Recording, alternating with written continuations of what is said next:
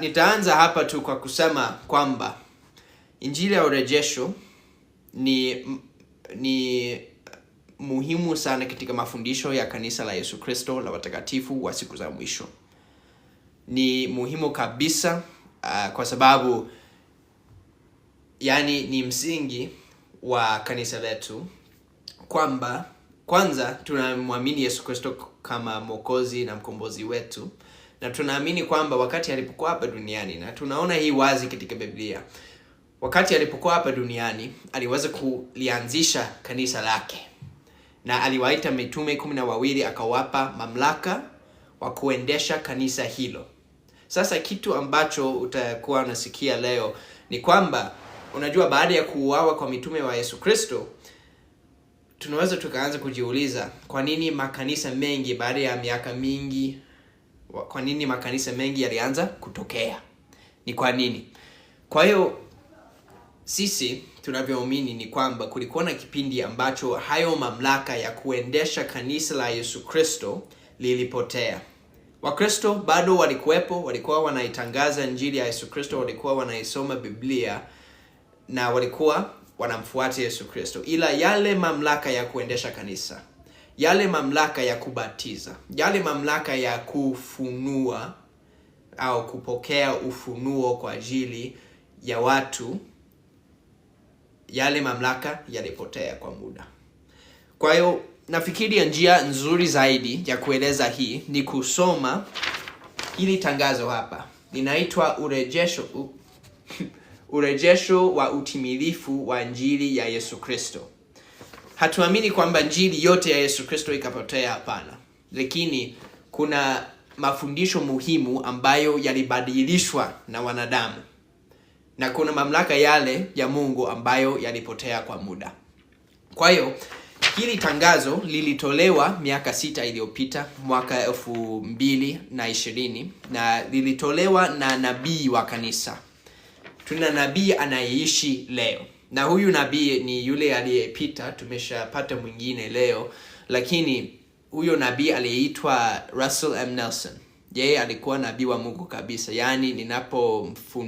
Ninapofuata mafundisho yake ninajifunza vitu vingi sana. Ninaamini kwamba Mungu yupo na kwamba anaweza kunifunulia katika maisha yangu. Mungu yupo na kwamba anaweza kunifunulia katika maisha yangu.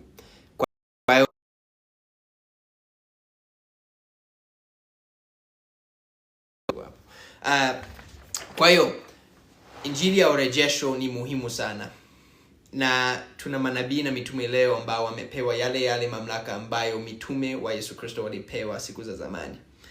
Kwa hiyo nitakuwa nasoma hili tangazo kwa sababu lilitolewa na nabii wetu, na yeye pamoja na mitume 12 wa kisasa waliweza kuandika hii kwa ajili ya kutusaidia sisi tuelewe urejesho wa Injili ya Yesu Kristo ni nini.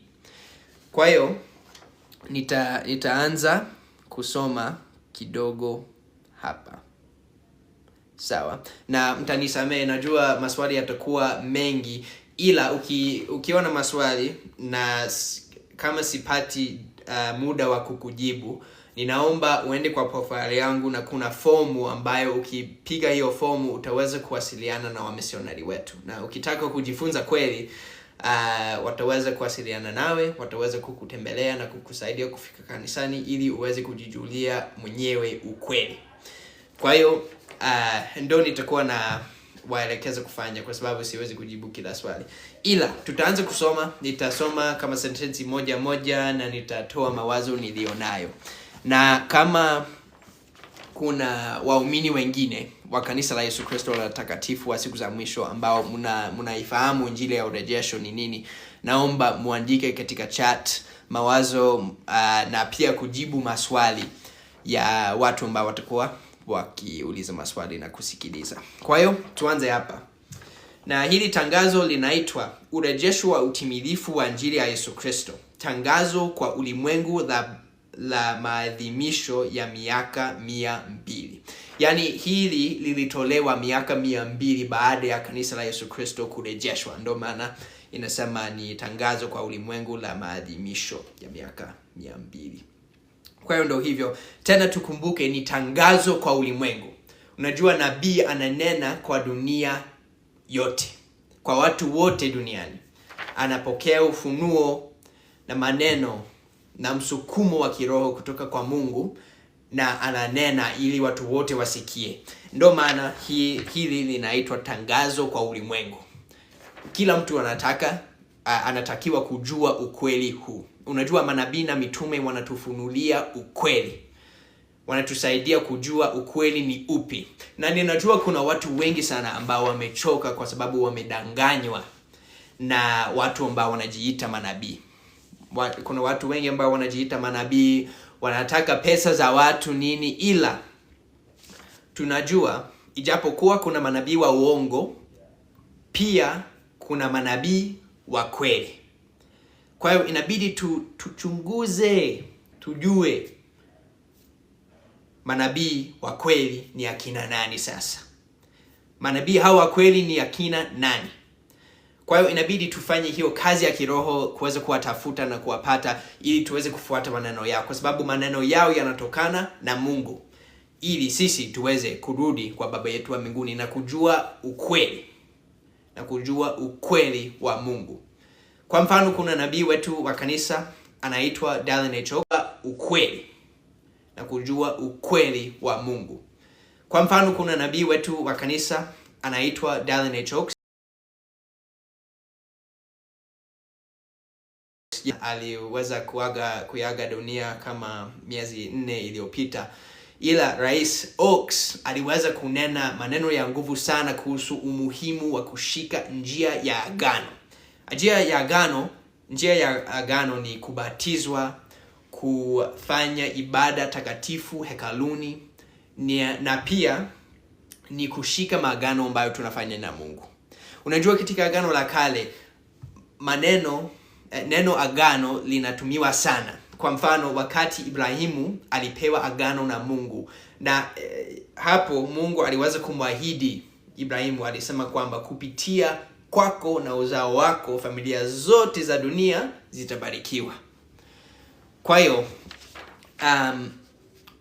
maagano ni muhimu, na pia maagano yale ambayo yalitokea katika Biblia bado yanaendelea leo. Tunahitaji kushika maagano ambayo tunayafanya na Mungu ili sisi pia tunaweza tukabarikiwa na tunaweza tukabariki maisha ya watu wengine. Tuweze kubariki familia zote za dunia. Unajua sisi ni uzao wa Ibrahimu na tunajaribu kuisambaza injili kwa dunia yote. Kwa hiyo ndo kitu ambacho nabii alikuwa anafundisha juzi. Kwa hiyo ni muhimu sana tutangaze maneno ya nabii na mitume wa kweli kwa dunia kote.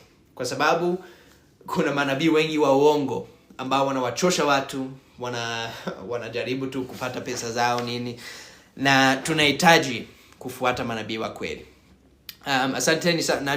Naona mko wengi. Naomba ushare hii live kama unaona kama maneno haya yanaweza kubariki rafiki yako, ndugu zako, nani.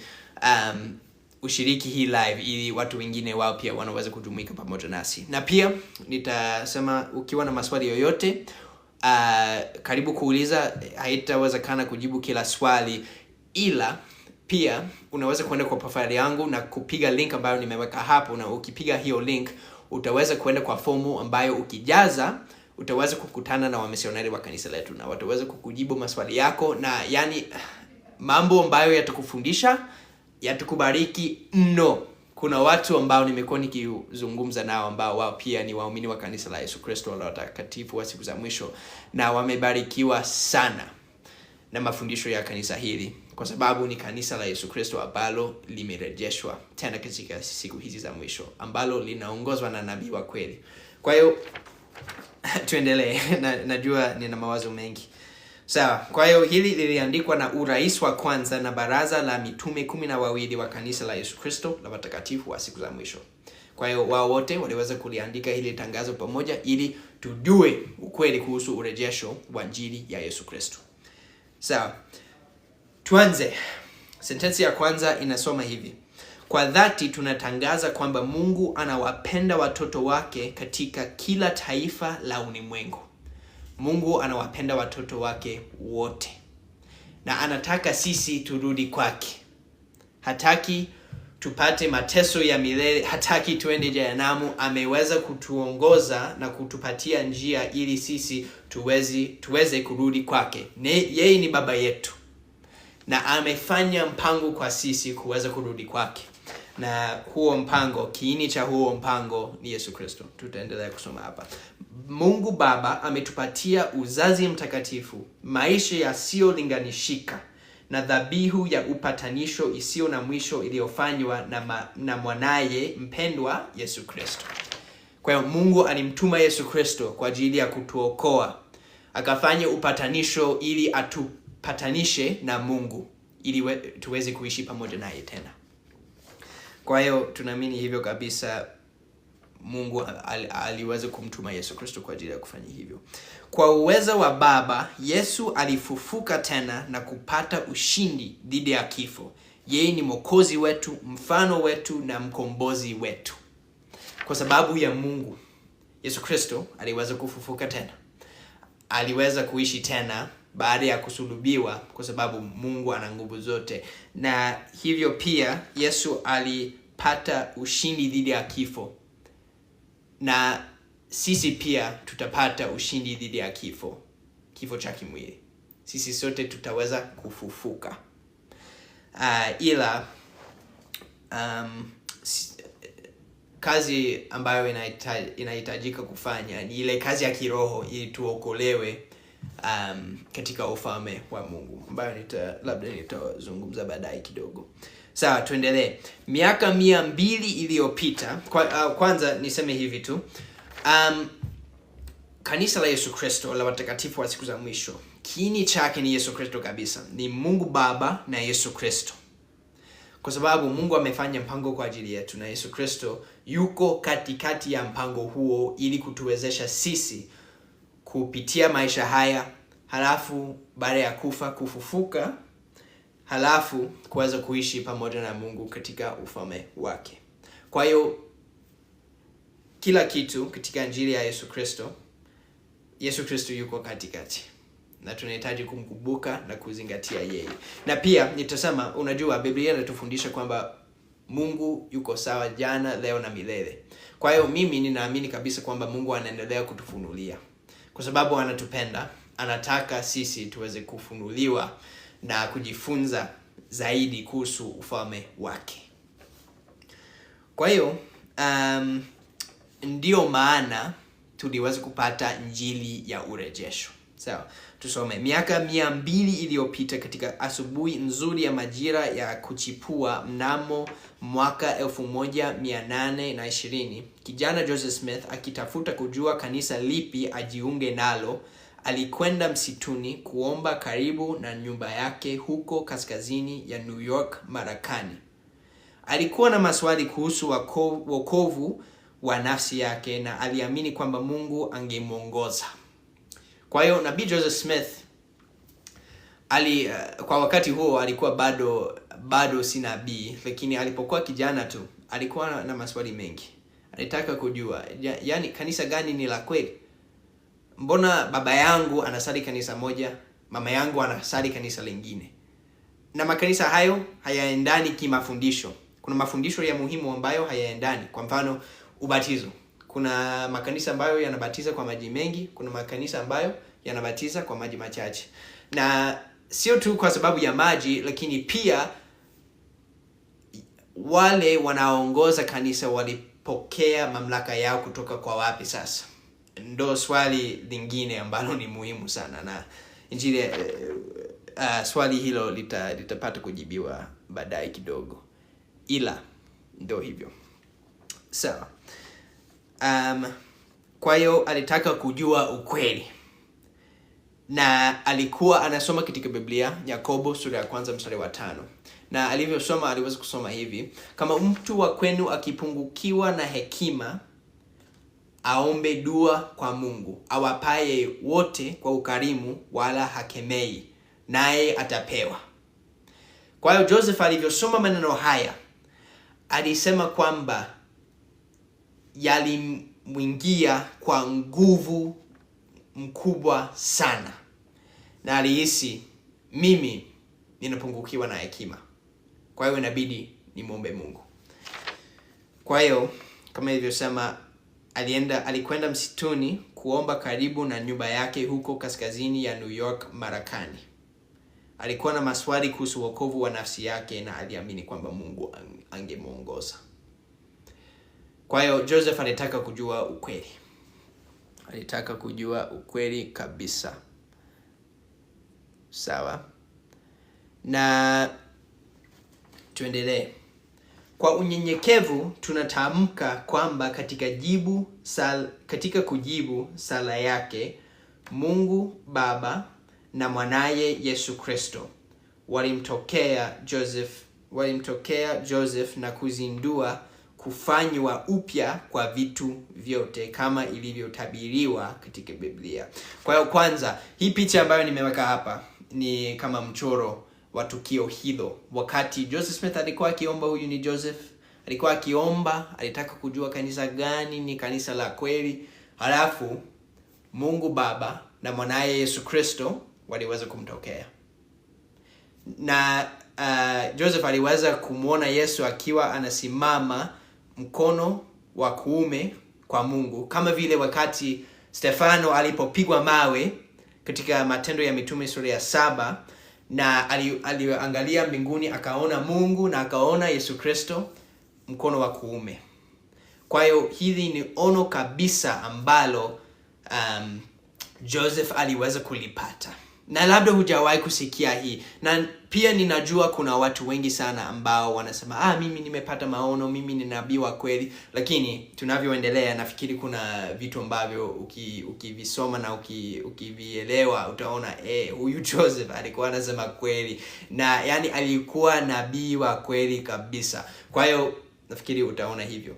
Ila tuendelee. Na pia inasema kwamba walimtokea na kuzindua kufanywa upya kwa vitu vyote kama ilivyotabiriwa katika Biblia. Na andiko hilo liko katika kitabu cha Matendo ya Mitume sura ya 3 mstari wa 21. Kwa hiyo twende huko tusome kidogo pamoja.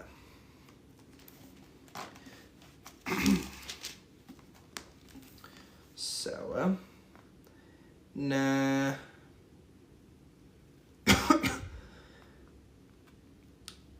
sawa.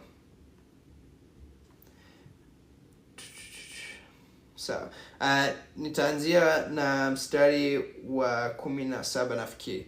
Basi sasa ndugu, najua ya kuwa mliyatenda haya kwa kutokujua kwenu, kama na wakuu wenu walivyotenda. Na hapa Petro anafundisha watu ambao walikuwa hawamjui Yesu. Lakini mambo yale aliyohubiri Mungu tangu zamani kwa kinywa cha manabii wake wote, ya kwamba Kristo wake atateswa, ameyatimiza hivyo. Tubuni basi mrejee, ili dhambi zenu zifutwe, zipate kuja nyakati za kuburudishwa kwa kuwako kwake Bwana, apate kumtuma Kristo Yesu mliyewekewa tangu zamani, ambaye ilimpasa kumpokewa mbinguni, hata zije zamani za kufanywa upya vitu vyote, zilizonenwa na Mungu kwa kinywa cha manabii wake watakatifu tokea mwanzo wa ulimwengu. Kwa hiyo tunaamini kwamba wakati huu ndio wakati wa kufanywa upya vitu vyote. Yaani Mungu anatufunulia tena, anarekebisha kila kitu ili kutuandaa sisi kumpokea Yesu Kristo tena. Kwa sababu Yesu atakuja tena. Aliweza kutuambia kwamba atarudi katika utukufu wake wote. Kwa hiyo kwa kipindi hiki Mungu anatuandaa, na sehemu muhimu katika kutuandaa ilikuwa kurejesha kanisa la kweli lenye mamlaka ya kweli ya Mungu hapa duniani tena. Sawa. Tuendelee. Katika ono hili, na hapa wanaongelea ono ambapo Joseph aliweza kuona Baba na Yesu Kristo. Katika ono hili alijifunza kwamba kufuatia kifo cha mitume wa mwanzo, kanisa la Kristo la Agano Jipya lilipotea duniani. Joseph angekuwa chombo katika kurejeshwa kwake. Najua kuna watu wengi ambao wanaweza kujiuliza, kanisa lilipotea baada ya Yesu kuondoka. Hatumaanishi kama kanisa kama watu kama Wakristo walipotea, lakini mamlaka ya kanisa ya kuendesha kanisa na kupokea ufunuo kwa ajili ya watu wote duniani, hiyo ndio ilivyopotea. Na pia kuna mafundisho ambayo yalipotoshwa. Unajua, ili maandiko yaeleweke, inabidi tuwe na mitume na manabii ambao wanaweza kututafsiria maandiko hayo. Kwa sababu mtu mmoja anaweza kusoma sehemu moja, anajifunza hivi. Mwingine anajifunza kitu kingine. Lakini labda hawaendani. Ndio maana tunahitaji watu ambao wanafunuliwa na Mungu kutuongoza, kutusaidia kuelewa. Nitakupa mfano moja. Kwa mfano, sisi tumefundishwa na manabii wa kisasa kwamba Mungu na Yesu Kristo na Roho Mtakatifu ni viumbe tatu tofauti. Najua hii labda inaweza kukushangaza, lakini inategemea na utafsiri wa maandiko. Kuna watu ambao wakisoma wao ni moja. Kwa mfano, Yesu Kristo aliweza kusema kama umeniona mimi, umemwona Baba. Lakini sisi tunavyosoma hivyo tunaona kwamba Yesu amepewa mamlaka ya kumwakilisha Baba. Kwa mfano, kuna aina ya ufalme ambao unakuwepo duniani au labda ulikuwepo zamani. Na kuna mfalme na kuna mtoto wake. Na huyo mtoto wake anaweza akatoka kutoka nyumba ya mfalme, na anaweza kutangaza katika jina la mfalme. Anaweza kusema, tunaagiza hii itokee na hii na hii, na watu wanamuona kama yeye ni mfalme kwa sababu ametumwa na mfalme na amepewa mamlaka kuweza kunena katika jina lake. Na pia ukisoma Yohana sura ya 17 mstari wa 11 hivi, utaona kwamba Yesu Kristo alikuwa anaomba Mungu. Kwanza anamuomba Mungu. Kwa hiyo tunaona ni Yesu anamuomba Baba yake, hajiombi mwenyewe. Na baada ya hapo kuna wakati ambapo anasema kwamba ninaomba hawa 12 wapate kuwa moja na mimi kama mimi na wewe Baba tulivyo.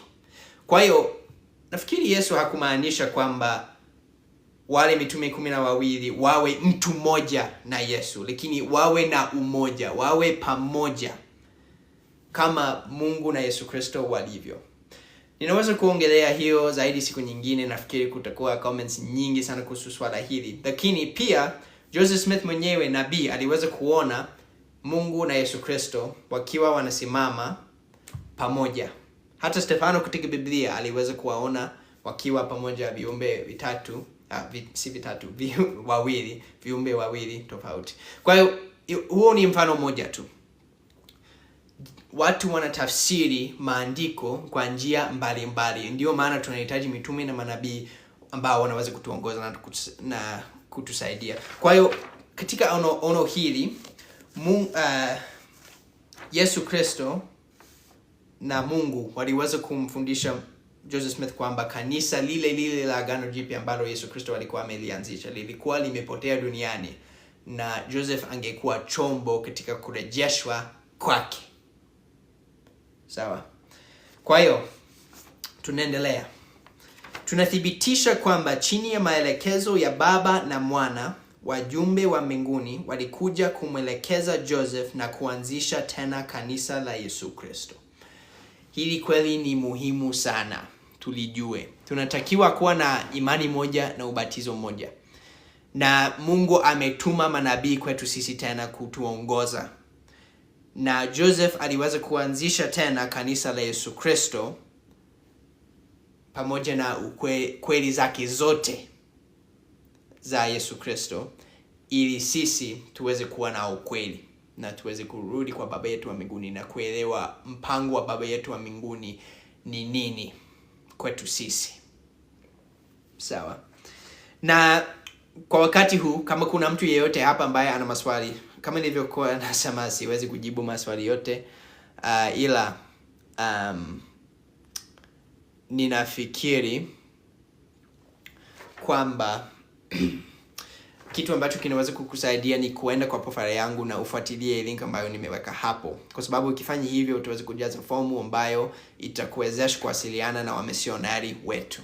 Na wao wataweza kujibu maswali yako. Na kama umependezwa na hii, na kama wewe umechoshwa na kusikia kwamba huyu ni anajiita nabii, anafanya nini, anafanya hivi. Kama umechoka na hiyo na unataka kujua kanisa la kweli la Yesu Kristo, ambalo kwa sasa linasambaa sana duniani kote, njoo kwa kanisa la Yesu Kristo la watakatifu wa siku za mwisho. Kwa hiyo ukutane na wamisionari wetu, uende kwa hiyo link katika bio, itakusaidia. Sawa, tuendelee. So, nitasoma hiyo tena. Tunathibitisha kwamba chini ya maelekezo ya Baba na Mwana, wajumbe wa mbinguni walikuja kumwelekeza Joseph na kuanzisha tena kanisa la Yesu Kristo. Yohana Mbatizaji aliyefufuka alirejesha mamlaka ya kubatiza kwa kuzamishwa kwa ajili ya ondoleo la dhambi. Hiyo ni muhimu sana. Tunasoma katika Waebrania mstari wa sura ya 5, Waebrania sura ya 5 mstari wa 4 kuhusu umuhimu wa kuitwa na kupewa mamlaka kutoka kwa Mungu. Mstari huo unasema, na hapana mtu ajitwaliaye mwenyewe heshima hii ila yeye aitwaye na Mungu, kama vile Haruni. Kama vile Haruni mdogo wake wa Musa aliweza kupewa ukuhani wa Mungu. Sawa? Kwa hiyo hakuna mtu ambaye anaweza kusema tu mimi nimepokea. Yeye inabidi aitwe na Mungu kabisa. Na tunaona Joseph aliitwa na Mungu kwa sababu Yohana Mbatizaji, yeye ambaye alikuwa na mamlaka ya kubatiza Yesu Kristo mwenyewe, Yohana Mbatizaji aliweza kumtokea Joseph Smith na kumpa mamlaka hayo ili kanisa lipate kurejeshwa na tuweze kuwa na mamlaka hayo tena. Ili kama Yesu alivyoweza kumpa Petro funguo za mamlaka, aliweza kumpa funguo za ufalme wa mbinguni, na alisema chochote utakachofunga duniani kitakuwa kimefungwa mbinguni. Kwa hiyo kwa mfano ubatizo, inabidi uwe na funguo hizo za mamlaka, au uwe na mamlaka uwe na mamlaka ili uweze kubatiza mtu na ubatizo huo upate kufungwa mbinguni pia. Ni muhimu kwa sababu tunafuata mfumo ule ambao Yesu Kristo aliweza kutuachia. Kama hii imekuletea swali, tafadhali ukutane na wamisionari wetu, nafikiri itakusaidia sana. Na ni kweli ambayo itakusaidia sana katika maisha yako. So, kwa hiyo tunaendelea. Na so baada ya hapo, Yohana Mbatizaji mwenyewe alikuja kwa Joseph Smith akampa hayo mamlaka. Baada ya hapo inasema, watatu kati ya mitume 12 mwa mwanzo, Petro, Yakobo na Yohana, walirejesha utume na funguo za mamlaka ya ukuhani. Kwa hiyo wao pia waliweza kumpatia Petro, Yakobo na Yohana waliweza kumpatia Joseph funguo za ukuhani ili Joseph angeweza kutenda katika jina la Bwana. Mamlaka yake yanahitajika kabisa. Na tunaona pia kuna mfumo fulani ambao ni muhimu. Watu ambao wanapewa mamlaka ya kubatiza na nini kupitia ukuhani mtakatifu wa Mungu wanawekewa mikono. Wanaume ambao wanapokea ukuhani wanawekewa mikono. Na ukisoma katika utaona hii katika Kumbukumbu la Torati sura ya 34 mstari wa 9.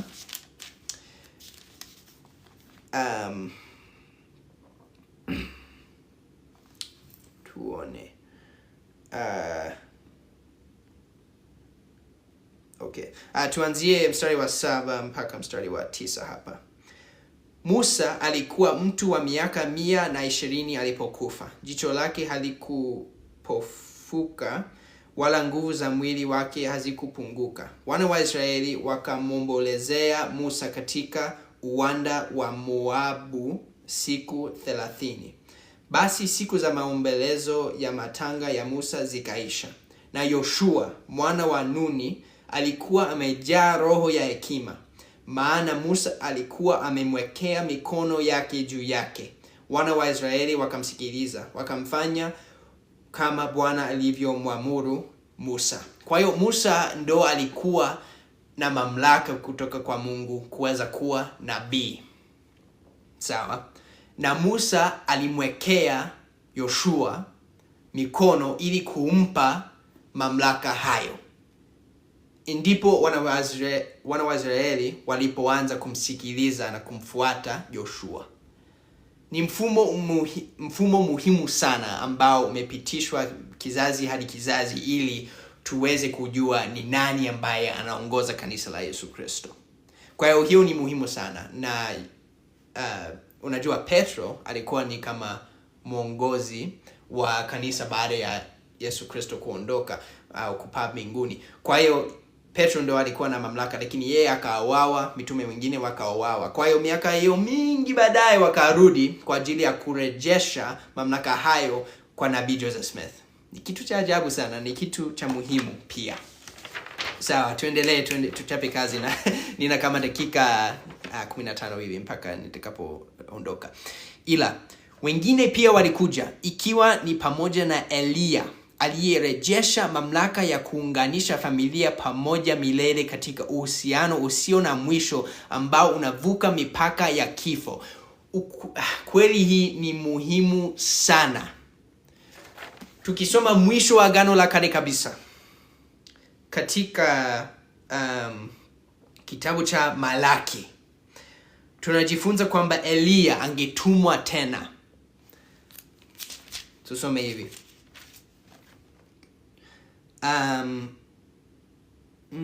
Inaanzia wapi? Okay.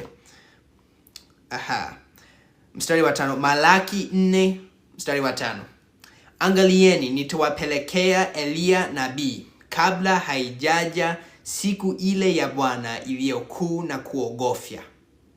Naye ataigeuza mioyo ya baba. Kwanza hapo, ile siku ni kama ujio wa pili wa Yesu Kristo. Kwa hiyo Elia angetumwa tena kabla ya siku hiyo, ili aweze kufanya hivi.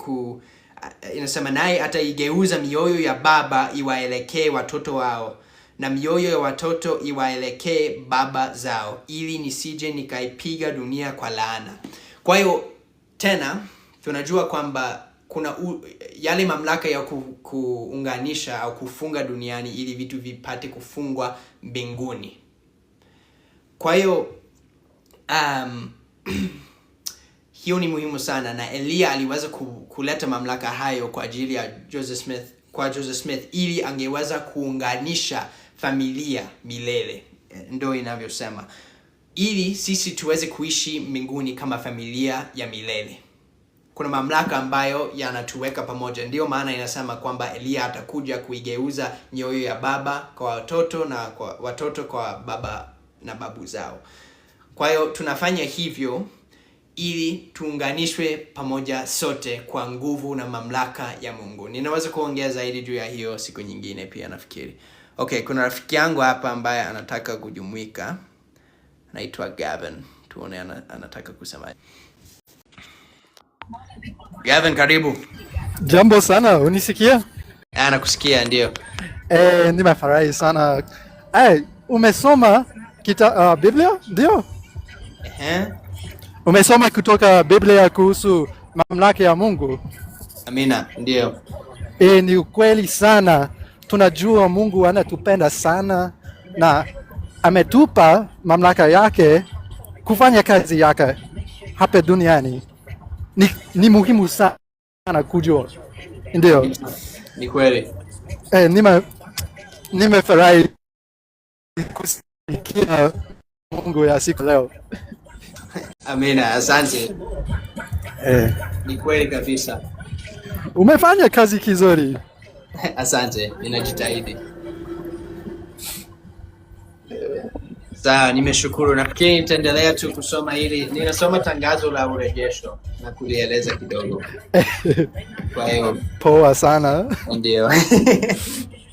Watu wengi wapate kujua. Okay. Wengi umeleta watu wengi hapa kwa live. Ndio na kwa nyinyi ambao mnaangalia, ninafurahi sana kuwaona na najua ni kitu cha maana sana kwamba mko hapa, na ninafikiri itawabariki sana. Mwende mkakutane na wamisionari wetu, ujaze fomu katika bio, utakutana nao, wataweza kukusaidia kuelewa kila kitu. Ndio. Amina. Asante sana Gavin. Yeah, again, asante, nitaenda na sasa. Sawa. Ya shule. Nafanya Hakuna shida. Sawa, huyu Gavin ni rafiki yangu. Ninafurahi kwamba amefurahi kusikia mafundisho ya Injili ya urejesho. Sawa. Okay, sina muda mrefu lakini nitajaribu kumalizia hapa. Tunaendelea kutoa ushahidi kwamba Joseph Smith alipewa karama na nguvu ya Mungu ili kutafsiri kumbukumbu ya kale, kitabu cha Mormoni. Hili ni swala kubwa sana, na unajua manabii wanatuletea maneno ya Mungu.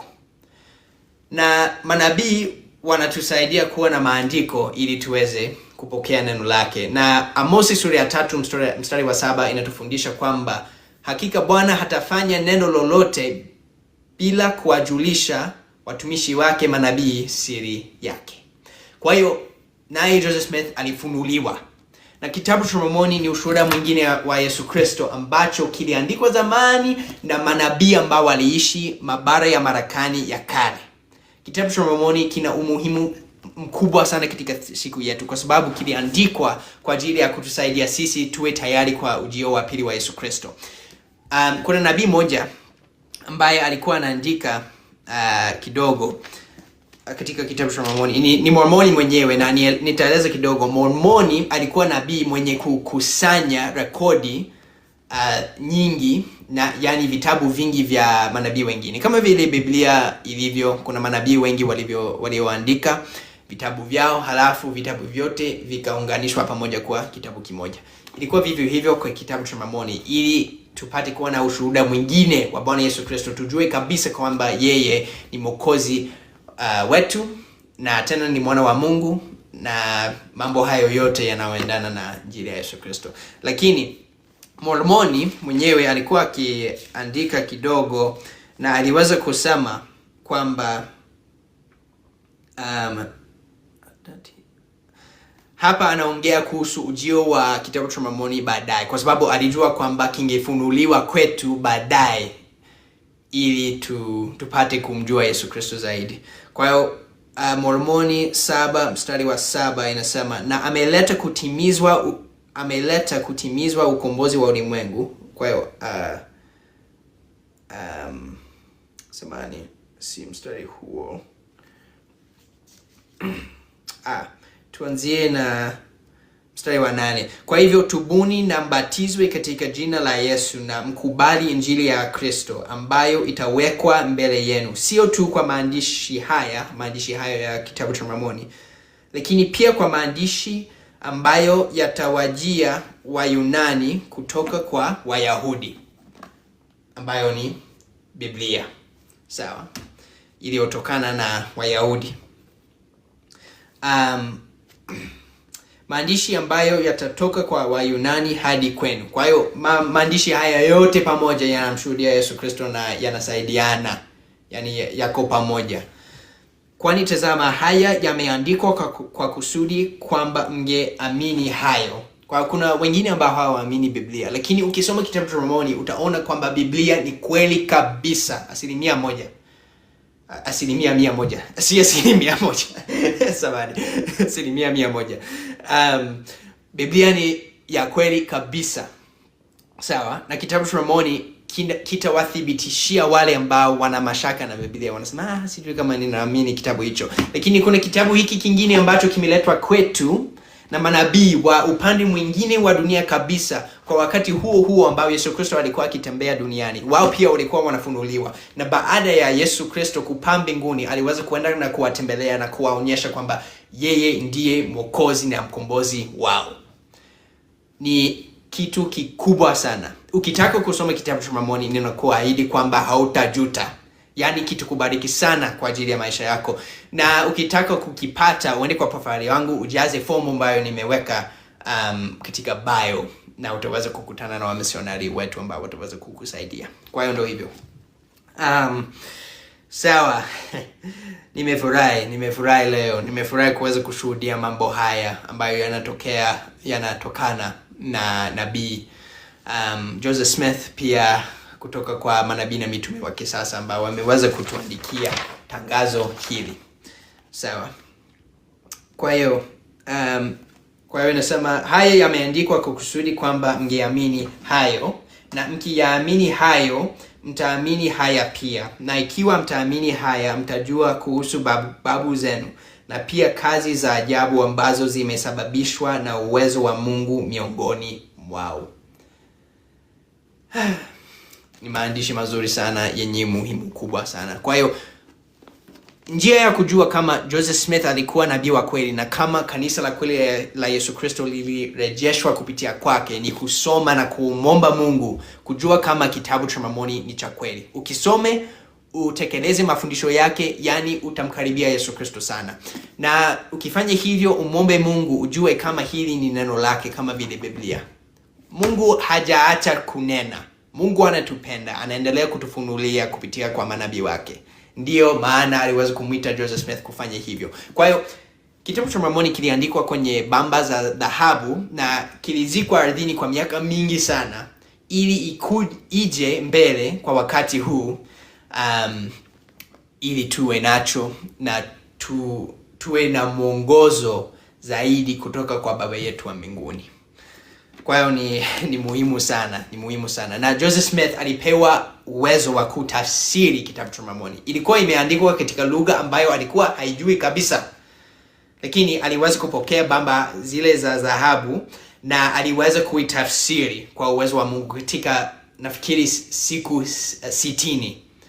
Na ni kitabu cha kurasa 500. Ni kitabu kikubwa sana na yani mafundisho yake ni ya kipekee sana. Ni yatakusaidia sana. Sana tu, sana. Kwa hiyo ninashuhudia hii ni ya kweli. Sawa, tuendelee. Tunaendelea kutoa ushahidi kwamba Joseph Smith alipewa karama na nguvu ya Mungu ili kutafsiri kumbukumbu ya kale, kitabu cha Mormoni, ushuhuda mwingine wa Yesu Kristo. Kurasa za maandishi haya matakatifu zinajumuisha simulizi juu ya huduma binafsi ya Yesu Kristo miongoni mwa watu wa Amerika ya Kaskazini na Kusini punde baada ya ufufuko wake. Kinafundisha juu ya dhumuni la maisha na kuelezea mafundisho ya Kristo ambayo ni kiini cha dhumuni hilo. Kama maandiko mwenza ya Biblia, kitabu cha Mormoni kinashuhudia kwamba wanadamu wote ni wana na mabinti za Baba wa mbinguni mwenye upendo, kwamba yeye ana mpango mtakatifu kwa ajili ya maisha yetu, na kwamba mwanaye Yesu Kristo anazungumza leo kama vile ilivyokuwa katika siku za kale. Tunatamka kwamba kanisa la Yesu Kristo la watakatifu wa siku za mwisho lililoanzishwa mnamo tarehe Aprili 6 mwaka 1830 ni kanisa la Kristo la Agano Jipya lililorejeshwa. Kanisa hili limeweka nanga katika maisha ya makamilifu ya jiwe lake kuu la pembeni, Yesu Kristo, na katika upatanisho wake usio na mwisho na ufufuko wake halisi. Yesu Kristo kwa mara nyingine tena amewaita mitume na amewapa mamlaka ya ukuhani. Anatualika sote kuja kwake na kwenye kanisa lake ili kupokea Roho Mtakatifu, ibada za wokovu na kupata furaha ya kudumu. Kama wewe ni mtu mwenye unataka baraka hizi, ukitaka kujua kwamba Yesu ndiye Kristo na kwamba amerejesha kanisa lake na kuwaita mitume na manabii tena kwa ajili ya kutuongoza, na ukitaka kuja kwa kanisa lake na kupokea Roho Mtakatifu na ibada za wokovu na kupata furaha ya kudumu, njoo. kwa kanisa la Yesu Kristo la watakatifu wa siku za mwisho. Tutakusaidia. Mimi na sihubiri kwa ajili ya kupata pesa. Ninahubiri kwa sababu ninaamini maneno haya ni ya kweli. Kuna nabii katika kitabu cha Mormoni aliyeitwa Lehi, na yeye aliweza kufundisha, aliweza kusema kwamba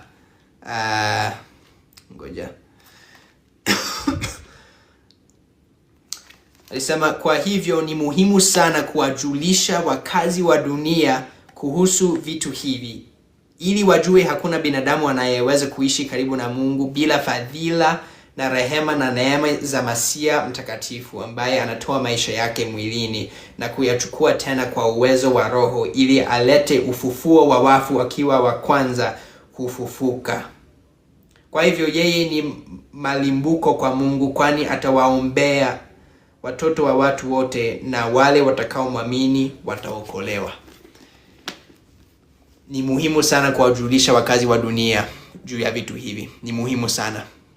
Kwa hiyo kama wewe umeguswa na maneno, kama umehisi Roho Mtakatifu, au kama umepata maswali na unataka majibu kwa hayo maswali, ukutane na wamisionari wetu. Uende kwa profile yangu, upige fomu hapo, link katika bio, ujaze hiyo fomu na wamisionari wetu wataweza kuzungumza na wewe. Na ninafikiri itakuwa baraka kubwa sana kwako. Itakuwa baraka kubwa sana tu, ambayo itakusaidia kumkaribia Yesu Kristo katika maisha yako, na kuja kwake kupitia kwa kusikiliza mitume na manabii wake wa kweli, ambao wamo katika kanisa lake, kanisa la Yesu Kristo la watakatifu wa siku za mwisho. Sawa, tumalizie hapa. Miaka 200 sasa imepita tangu urejesho huu ulipoanzishwa na Mungu Baba na mwana wake mpendwa Yesu Kristo. Mamilioni kote ulimwenguni wamekumbatia ufahamu wa matukio haya yaliyotabiriwa.